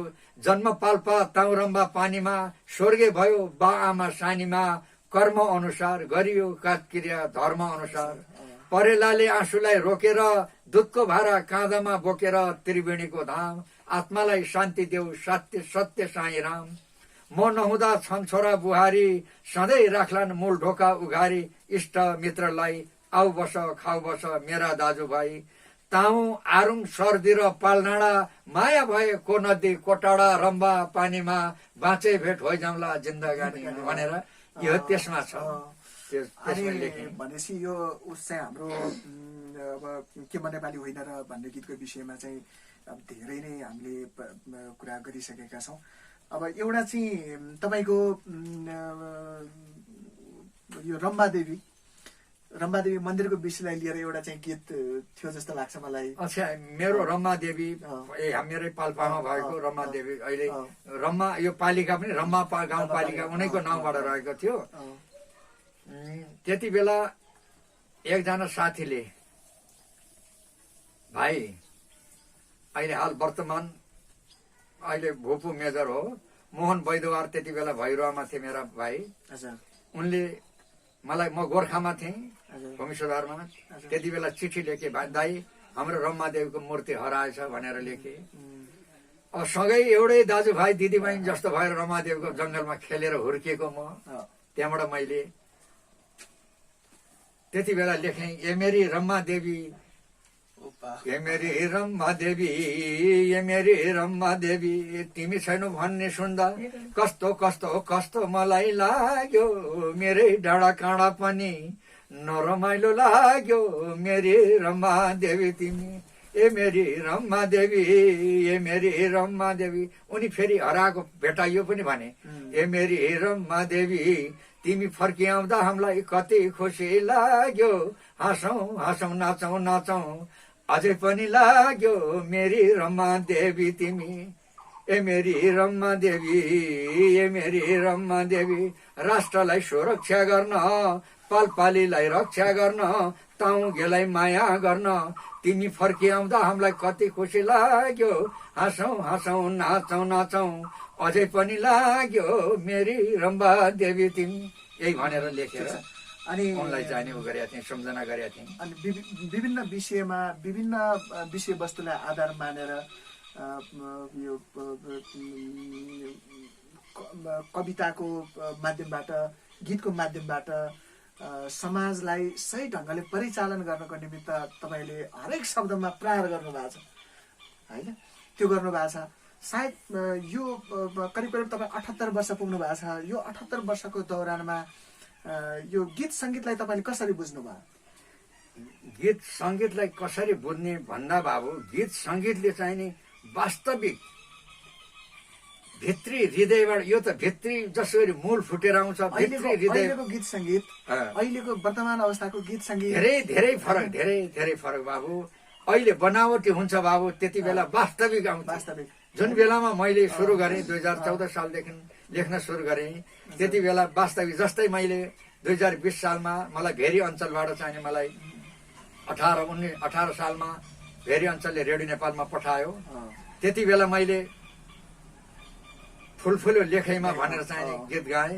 त त्यो पछि 20 सालमा म रेडियो नेपालमा केही दिन बसेँ। हाम्रो चाहिने लोकगीतमा चाहिने त्यति बेला धर्मराज थापा हुनुहुन्थ्यो, उहाँ प्रमुख हुनुहुन्थ्यो। हाम्रा डाइरेक्टर जनार्दन शर्मा हुनुहुन्थ्यो, बालकृष्ण शर्माज्यूका छोरा। अनि मैले त्यति बेला चाहिने फुलफुल्यो लेखैमा लालुपाते गुराँस भनेर चाहिँ म अन्तिम त्यो लास्ट गीत गाएर बर्दियातिर गएँ। यो चाहिँ नि मेरै हराभरा यही गाउँ यही रम्मादेवीको चाहिँ जङ्गली बस्तीलाई सम्झेर त्यहाँका चाहिँ काफलका बोटहरू सम्झेर सब लेखेका थिएँ। हे फुलफुल्यो लेख हे फुलफुल्यो लेख फुलफुल्यो लेकैमा लालो पाते गुराँस नरोइदेऊ न्याली मलाई लाग्छ उराठ रम्बा पानी वनभित्र काफलको छाया उकालीमा पानी तिर्खा त्यो भइसको माया बिर्सु पनि नसकिने सम्झ्यो मन रुने भरखरको भरखरै काँधे खाउँदै हुने फुलफुल्यो लेकैमा लालो पाते गुराँस नरोइदेऊ न्याली मलाई लाग्छ उराठ त्यो दिनको झल्को अझै लाग्छ नजरैमा जलहाँस बस्ने बास पोखराको ताल माछालाई जस्तो बल्छे उस्तै माया जाल ठुकुरलाई धरा पत्ता चाँचरलाई पासो अल्लारेको माया प्रीति हुन्छ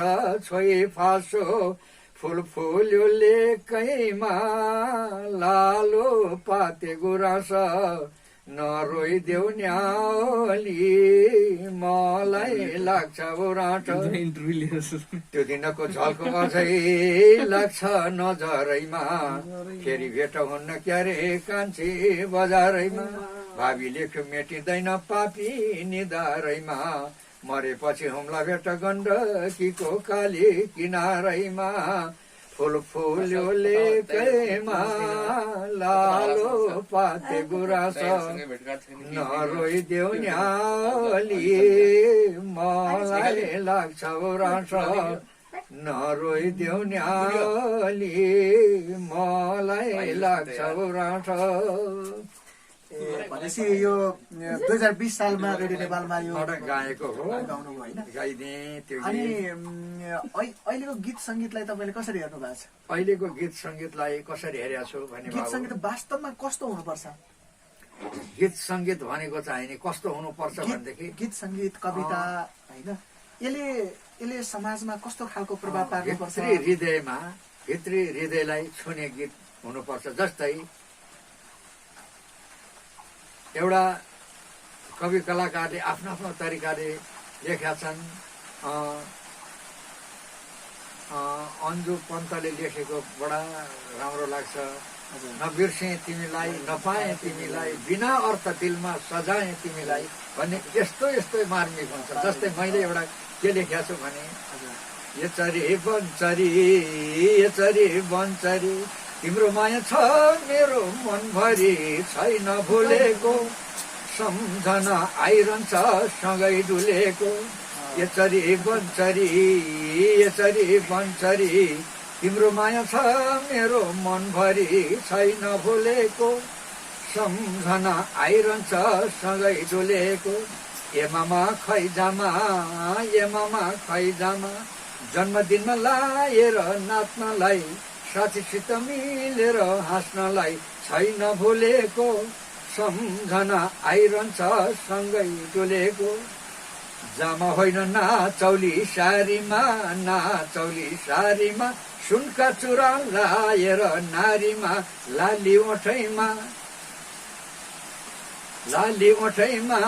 कालिन्छोक दर्शन हुँदै चरी कोठैमा यसरी बन्चरी तिम्रो माया छ मेरो मनभरि छैन भुलेको सम्झना आइरहन्छ सँगै डुलेको यसरी बन्चरी अब तिम्रो लाइसक्यो पखेटा उड्छौ भुरुरु सम्झने मायालाई पार्छौ धुरुरु सम्झने मामालाई पार्छौ धुरुरु यस्तै जस्तो वास्तविकतालाई पानी आयो बादलै घेरेर कहाँ बसेर रुम धोक्को फेरेर त्यो कति घाँस काट्न जाँदाखेरि मेरो गाउँका चेलीबेटीले डोडुवाको जंगलमा गाएका गीतहरू त्यति बेला यति मार्मिक छ कि उता पानी आउँछ चारैतिर घेरेर आछ अब सबै पानी चुइन्छ ओड्ने छाता पनि छैन मनमा पिरको मनमा पिरले डहन पारिरहेछ पानी आयो बादलै घेरेर कहाँ बसेर रुम धोक्को फेरेर पानको पातैमा डोगी सलल रानी घाटैमा भनेर यस्ता त यी गीतहरू बाबु अहिलेका के छन् भनेदेखि अहिले आकर्षण पार्नको लागि त्यो तबेला हार्मोनियम इत्यादि सङ्गीतका साधनहरूले ताल दिएर बजाउनको लागि हुन त आफ्नो आफ्नो फेरि यो सङ्गीत भन्ने पनि बाबु आफ्नो आफ्नो समय अनुसारका हुँदो रहेछ परिवर्तनशील संसार भएको हुनाले यो चिजको पनि परिवर्तन हुनै पर्यो त्यही भएर तपाईँले 3 पुस्तेको तपाईँको छोराको तपाईँको नातिको निकाल्नु हो नि त कति मोडर्न कति फरक देखिन्छ तपाईँको गीतमा तपाईँको गीतको शब्दमा अनि त्यसपछि तपाईँको सेकेन्ड जेनेरेसन तपाईँको छोराकोमा अनि त्यसपछि तपाईँको नातिको जेनेरेसनमा परिवर्तनशील संसार हुनाले बाबु परिवर्तन यस चिजको पनि परिवर्तन हुन्छ तर सङ्गीत भन्ने चिजमा मर्म र वेदना छिपेको हुनुपर्छ मर्म र वेदना प्रकाशित भइदियो भनेदेखि जसको पनि मुटु चिर्छ जसलाई पनि ऊ हुन्छ जस्तै मैले 2 लाइन लेखेको छु। बिर्सिनुहुन्न हामीले, बिर्सिनुहुन्न हामीले हाम्रा पुराना रीतहरू, बिर्सिनुहुन्न हामीले हाम्रा पुराना रीतहरू। देशलाई चिनो छाडेर जान्छौ मैले लेखेका गीतहरू, देशलाई चिनो छाडेर जान्छौ मैले लेखेका गीतहरू। यो हामीले पुराना रीतहरूलाई बिर्सिनुहुन्न, किनभने त्यो समय परिवर्तन अनुसार चाहिने त्यसलाई गर्नुपर्छ, त्यसलाई परिमार्जन गर्नुपर्छ, तर बिर्सिने होइन। त्यस हुनाले नयाँ र पुराना गीतहरूमा भन्ने कुरोमा चाहिने समय पनि त बाबु अहिले सबैले पैसालाई चाहिने त्यति महत्त्व, पैसा बाबु पहिले हामी सानो बालक हुँदाखेरि पैसा धेरै धेरै ठुलो चिज मान्थ्यौँ। गोरेटो बाटो हिँड्नु छ, यहाँबाट बुटोल गएर नुन तेल बुटोलबाट लिएर आउने मूल बाटो यही हो। अहिले सरर गाडीबाट आउने पैसाको केही छैन। अरे भन्छ हामी यहाँबाट बुटोल चाहिँ गएर एक रातमा बसेर भोलिपल्ट साँझ पर्सि बिहान भात खान यहाँ मट्टी तेलका भारी बोकेर मेरा जिजु बराजुहरू आउने थलो यो हो भने अहिले त्यस हुनाले त्यही किसिमको चाहिने सङ्गीतहरू पनि परिमार्जन हुँदै गए। जस्तो गरी केटाकेटीले 22मा केटाकेटीलाई मर्न पर्ने त्यही लेख्दैछन्, तर आफ्नो रीति सिद्धि र संस्कारलाई बिर्सिनुहुन्न। जहिले सुकै पनि रहिरहने चिज हो। अहिले बाबु यो बेलामा त्यो कोरोना भाइरसले संसारलाई सताइरहेको छ। मेरो हृदयले हे भगवान ईश्वर तिमी यदि छौ भने संसारलाई मुक्त गरिदेऊ, संसारलाई निरोगी बनाइदेऊ। यो भाइरस तुरुन्त गएर ठुलो चाहिने समुद्रमा लगेर फ्याँकिदेऊ, यसलाई संसारलाई विश्वलाई बचाइदेऊ। मेरा नेपाली छरिएर विदेशमा बसेका मेरा दाजुभाइ दिदीबहिनी छोरा भान्जा भान्जे नाल नाता कुल कुटुम्ब मेरा सम्पूर्ण नेपाली बन्धुलाई बचाइदेऊ भगवान। मेरो दैनिक मेरो आफूले पनि भगवानको नै भक्त हुँ, मैले उहाँकोलाई पुकार गरेकै छु बाबु। त्यस हुनाले अहिले हामी यसै गरी मौकाले संजोगले लम्बा पानीमा बाँचे भेट भइजाउँला जिन्दगानीमा भने चाहिँ हामी अहिले बाबु पनि आफ्नो कार्य आफ्नो चाहिने आफ्नो काम कुराहरू छोडेर बाबु यहाँ आफ्नो चाहिने छोडेर यहाँ म पनि यहाँ सबै आएर यसरी रेखेर बाबुले मेरो आफ्नो प्रतिभालाई चाहिने समाजको ऐलतिर संसारको ऐलतिर फैल्याइदिन उत्सुकता देख्दाखेरि म आन्तरिक हृदयबाट चाहिँ बाबुलाई सधन्यवाद पूर्वक यो 2077 सालको नयाँ वर्षले बाबुको इच्छा सदिच्छा पुरा गरिदिनु र रोग बाबुलाई कहिल्यै नलागोस्। म एउटा वृद्ध उमेर हो, अब मेरो लाभै आयो भए 26-27 वर्ष त बाँच्ने अझै इच्छा छ भने जे होस् मेरो पवित्र हृदयबाट चाहिने बाबुलाई शुभ आशीर्वाद छ। आँटेका चिताएका कुरा पुगोस्। भोलि ठुलो अधिकृत भएर एउटा सचिव उपसचिव भएर आफ्नो घरमा आफ्नै हातले कार हाकेर आएको मैले देख्न पाऊँ, यही हो मेरो शुभकामना बाबु बालकृष्ण। अनि हजुरको यति धेरै ऊर्जा छ, यति धेरै क्रियाशीलता छ, आँखाले पनि प्रष्टै देख्नु, साना साना अक्षरहरू पनि प्रष्टै पढ्नुहुन्छ तपाईँले। कानमा चाहिँ अलिकति समस्या चाहिँ कानमा देख्दा छ होइन। तपाईँहरूलाई हामीले तपाईँहरूलाई देख्दाखेरि तपाईँहरूको जुन मानसिकता देख्दै गर्दाखेरि तपाईँहरूको भावना हामीले पढ्दै गर्दाखेरि हामीलाई ऊर्जा मिल्छ क्या, हामीलाई शिक्षा मिल्छ, हामीलाई ऊर्जा मिल्छ। हाम्रो अग्रजहरूले यतिको एजमा पनि यति विकास गरिराख्नु भएको छ।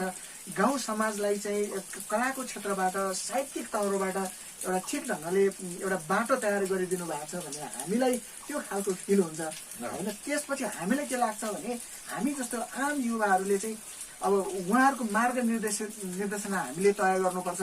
उहाँहरूले त्यति राम्रो गर्नु भएको छ समाजको विकासको लागि, समाजको उत्थानको लागि हामीले पनि केही गर्नुपर्छ भन्ने खालको भावना हामीमा पनि उजागृत हुने बाटो तपाईँहरूले तयार गरिदिनु भएको छ होइन। एकदम बाबुले जुन कुरो सोच्यो बाबु, ऊर्जा भन्ने चिज ती पुरानाहरूले पढ्नु र गर्नु भन्ने 3 चिज भन्छन् बाबु। त्यस हुनाले चाहिने ऊर्जा अनुभवी पुराना हामीहरूले चाहिने हामीहरूले आफ्ना चाहिने हामीले गरेका अनुभव त्यो कुरो भोलि भाइले बाबुलाई काम लाग्छ। सबै चिज सबै यसै गरी हुनुपर्छ मानिसमा चाहिने, सबैमा चाहिने यो चिज हुनुपर्छ बाबु।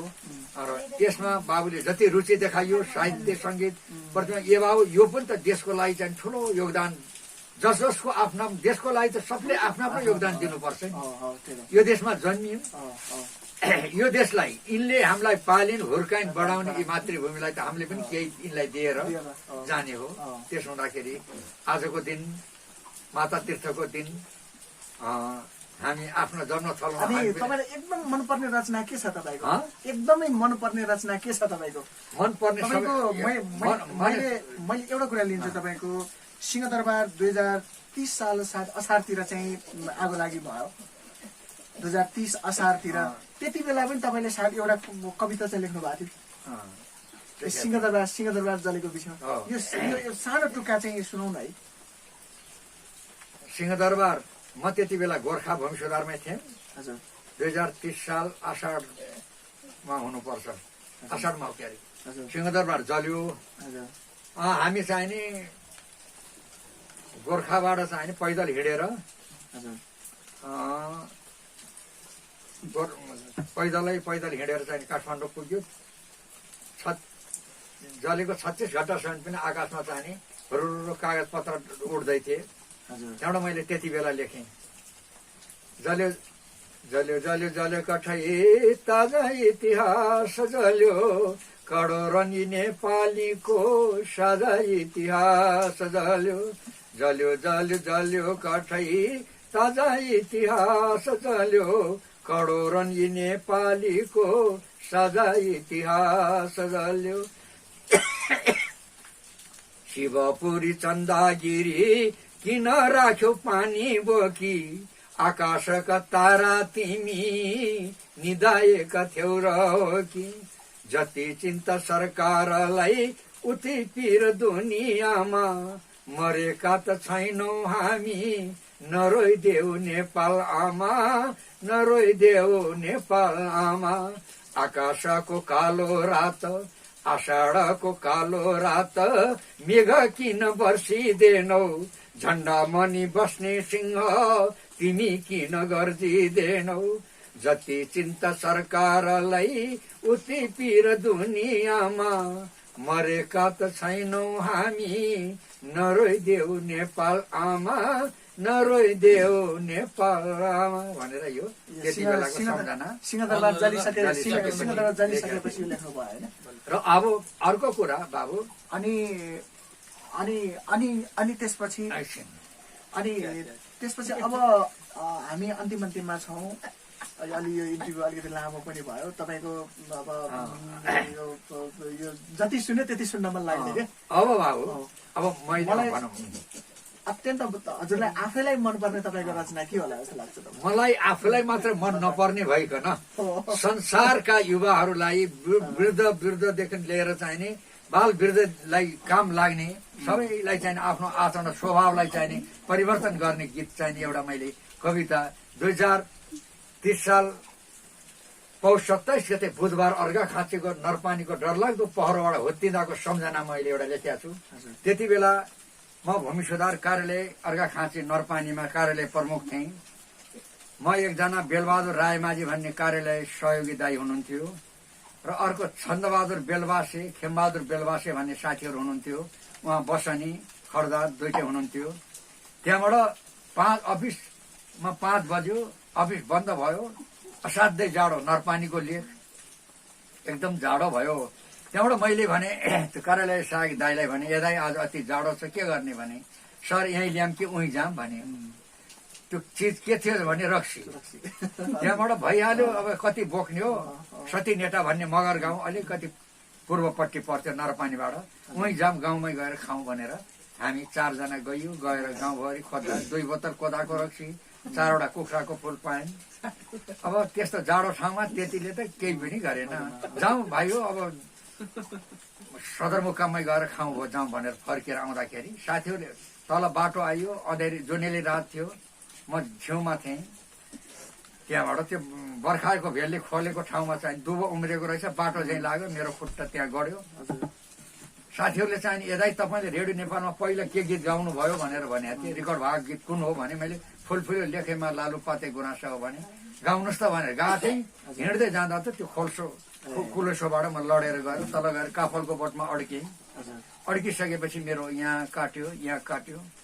यसो सोचेँ 2 मुठी रक्सी भित्र गएको थियो, आज सारा इज्जत बर्बाद भयो, जम्मै बाहिर आयो भनेर म कोठामा गएँ। डेरामा गएर चाहिँ नि खुट्टा सुन्यो। साथीहरूलाई भने यो जिल्ला तिमुरको हो भाइ, मेरो जिल्ला पाल्पा हो, मैले केही पनि ल्याएको छैन, केही पनि लैजाने होइन। सरकारी कागजमा गोप्य पत्र आयो भने मेरै कोठामा ल्याइदेऊ, अनि अरू साधारण पत्र आयो भने खोलेर काम गर, सरकारी काम नरुकियोस् है भाइ हो, म त सकिनँ 6-7 दिन त म यहीँ आराम गर्नु पर्यो भनेर मैले आत्मा सन्तुष्टिको लागि मैले 2टा कविता लेखेँ। 2टा शीर्षकमा, एउटा तथिस भन्ने लेखेँ, अर्को डल्ली र लाम्चे। डल्ली भनेको माटाको गाग्रो र लाम्चे भनेको च्याप्टा बोतल। अब म तथिसमा जान्छु। यो संसारलाई चाहिने, संसारलाई काम लाग्ने चिज, त्यो चिज कस्तो? एकान्त पथमा विरक्त हुँदा साथी पनि बन्द थिइस्, हुनु भोलि थियो समस्या समाधान गर्छु भनी भन्दथिस्। मेरा गीत र स्वर घुमी जैतै खोजेर ल्याउने त थिइस्, सारा रात डोली बिहानी नहुँदै झ्यालबाट च्याउने त थिइस्। वर्षा रात भयो घना वन भयो एक्लै हिँडाउने त थिइस्, स्याबास भन्ने कुरा परैतिर रह्यो सबलाई चिडाउने त थिइस्। घरका दिन रुँदै र हिउँदै वर्षौं बिताइदिइस्, चिन्न मात्र पनि सकिन मैले म को हो त को थिइस्। मेला हाट र घाटभरिमा खर्च गराउने त थिइस्, मालिक सम्पत्तिको मनै भए पनि सारा हराउने त थिइस्। हुलदङ्गा झगडा सिवाय अरू केही गर्दै नगर्ने त थिइस्, कस्तैसित कहीँ दबेर नहिँडी छिटै नमर्ने त थिइस्। थियो मान हुने कुनै बखतमा कहाँबाट त आए थिइस्, उठ्नु रिस मेरो उसै बखतमा बोकेर के ल्याए थिइस्। एउटा गुण दि 1000 अपगुण ल्याएर थुपार्दिस्, अन्त्य काल परि असहाय मौदा भगवान पुकार्ने त थिइस्। काजी मन्त्री कवि र पञ्च जनता सबलाई चिनाउने त थिइस्, झगडा घोर परि कटाक्ष भएमा कुरा मिलाउने त थिइस्।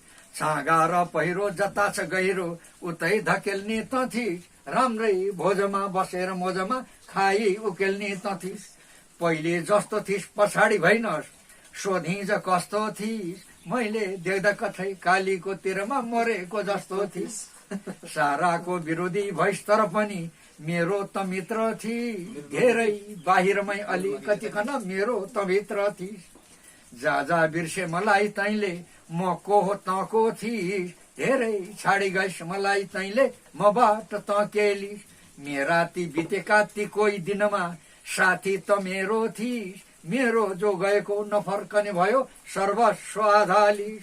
जे भो सो भइगो नसम्झ्यौ अब सारा बिगार्ने त थिइस्, अन्तिम लेखनीले यो भन्दछ मेरो संगीत सिगार्ने त थिइस् भनेर त्यो तथिस र अर्को डल्ली र लाम्चे भनेको माटाको गाग्रो र लाम्ची च्याप्टा बोतल। कस्तो प्रगतिमा मलम किन पुगेँ म को हो, कस्तो प्रगतिमा मलम किन पुगेँ म को हो, कस्तो थिएँ कस्तो दुर्दिनमा छुएछु र अहो म आज चिन्तित भएँ। आफ्ना भन्नु सबै परै पर भए, डल्ली अगाडि सरी, माथि बुइगलबाट भुइँतलमा काक्कै भरैमा झरी। आई स्वाट कुनातिर पसी हातको इसारा गरी, काखमा राखी मलाई र मैले चुम्बन लिएँ बेसरी। उसकै बन्धनमा म लट्ठेँ खुबै पैसा र मान फुकी, त्यो देखि खुसीले मेरै समीपमा लाम्ची पनि आइपुगी। गाग्राको सिद्धो च्याप्टा बोतल लाम्ची पनि आइपुगी। एउटा जाब कठै गरिब बिचरो एकछिनको मालिक, बिर्स्यो मानवता सबै दानव सरी आफै बनी शालिक। डल्ली लाम्ची भए हितै जीवनका घरबार जंगल भयो, छाला हाड रह्यो सर्वस्व उडिगो आफू त कंगाल भयो। न छन् डल्ली र लाम्ची दुखी जीवनमा, न पत्नी पुत्रहरू, न छन् बन्धु बुवा मुवाहरू पनि न आफ्ना मित्रहरू। न बुद्धि बल छन् कमाउने दिन, छैनन् सबै गइसके, वैशालु रसमा वरिपरि हुने डाँडा परि भइसके। लाठी लिन्छ र हिँड्छ करमा, खोक्दा रगत झर्दछ, बेलैमा होसियार नहुँदै नभएमा सबमा यही पर्दछ। पानी झै सलली बगाउन धन कसलाई पुग्यो खै कहाँ, जन्म्यौ बाँच्यो र मर्नु नै त छ भने केही रहोस् न यहाँ भनेर यो लेखेर आत्मालाई सन्तुष्टि दिएको छु बाबु। यो अर्घा खाँचे नरपानीको रचनाहरू हुने नि यिनै हुन् मेरो। सबै समाजलाई केही लेख्दाखेरि केही चिजले चाहिँ नि देशलाई समाजलाई चाहिँ नि हित र भलो गरोस्, त्यस किसिमले कलम चल्दाखेरि राम्रो हुन्छ।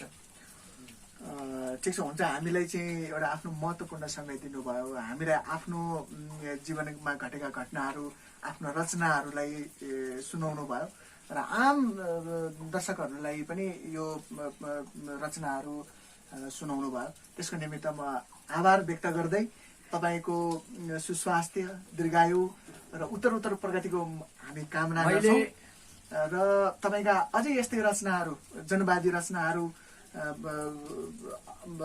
रचनाहरूमा अझै प्रगति हुँदै जाओस्, अझै विकास हुँदै जाओस्, अझै तपाईँका गीत सङ्गीतहरू अझै पनि सुन्न पाइयोस्, तपाईँहरूको रचनाहरू सुन्न पाइयोस्, हामी यो कामना गर्दछौँ। अब मैले देशवासी, मेरा सम्पूर्ण नेपाली भाइ बन्धु, साना भाइ बच्चाहरूलाई चाहिँ नि के भन्न चाहन्छु, सबैभन्दा पहिला भने यो मादक पदार्थहरू, लागु पदार्थहरू भाइ बहिनीहरूले त्यतापट्टि हेर्दै नहेरुन्, विद्वान बनुन्, पढुन् लेखुन् र देशको लागि, जुन देशमा हामी जन्म्यौँ, जुन देशको अन्न खाइयो त्यो देशलाई चाहिँ साह्रै त्यो देशको ऋण तिरेर मर्न पाउने आशा र इच्छा लिएर काम गर्नुपर्छ। अर्को कुरो, नेताहरूमा चाहिँ नेताले स्वार्थ त्याग्नुपर्छ, जोगीले भोग त्याग्नुपर्छ, नेताले स्वार्थ त्याग्नुपर्छ।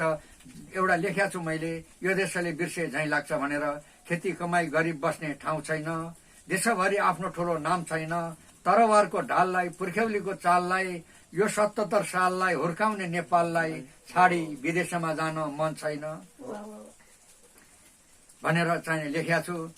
रारा फेवा जहाँ बोल्छन् दियालैमा, चिना जाने हुँदै जाम्ला नेपालैमा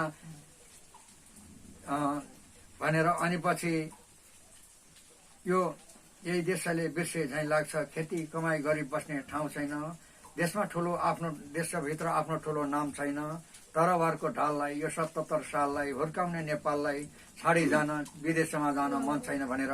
जसलाई पनि विदेशमा जान मन भएर हाम्रा सम्पूर्ण नेपाली यो खाडी मुलुकमा अन्य ठाउँमा गएका हुन्, बाध्यताले कोही धेरै नै कमाएर सम्पन्न हुम्ला भनेर गएछन् भने गर्मीले आफ्ना छोरा सन्तान पाल्नको लागि गएछन्। त्यस हुनाले हामी जहिले सुकै पनि बाध्यताले जीवनमा बाँच्नको लागि बाध्यता पर्छ। त्यो बाध्यताले गल्ती हुन जान्छ, त्यो क्षमा समाजले दिन्छ, कानुनले दिन्छ, नियमले पनि। कानुनले क्षमा दिँदैन गल्तीलाई, तर चाहिँ नि कुनै गल्ती बाध्यताले हुन जान्छ बाबु।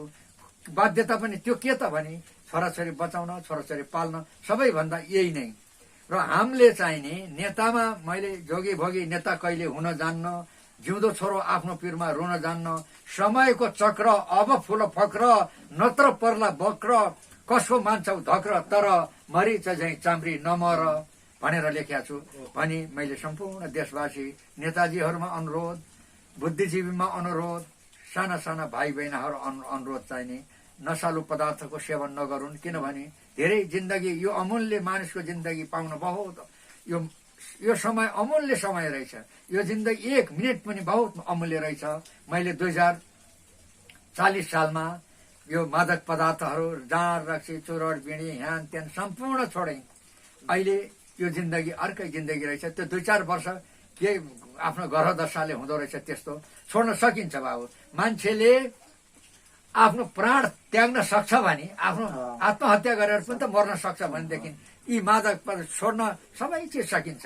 त्यस हुनाले बाबुहरूले चाहिँ साना भाइ बहिनीहरूले सानैबाट कुलतमा नफसुन्, नेताजीहरूले चाहिँ नि स्वार्थमा नलागिदिउन्, निष्पक्ष भएर चाहिँ देशको सेवा गरिदिउन्।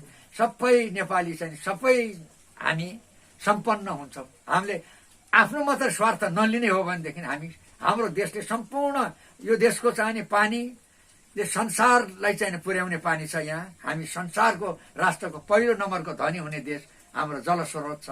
त्यस हुनाले सबै चिज हाम्रै देशका चाहिने सामानहरू हाम्रै देशमा उद्भिएका सबै चिज प्रयोग गरेर हामीले देश निर्माण गर्ने हाम्रो इच्छा हुनुपर्छ। हामीले गीत कविता जे लेख्छौँ देशलाई छुने, देशका चाहिने गरिब किसानलाई छुने, सम्पूर्ण नेपालीले भोगेका दुःख र वेदनालाई छुने गएर चाहिँ त्यस किसिमको चाहिँ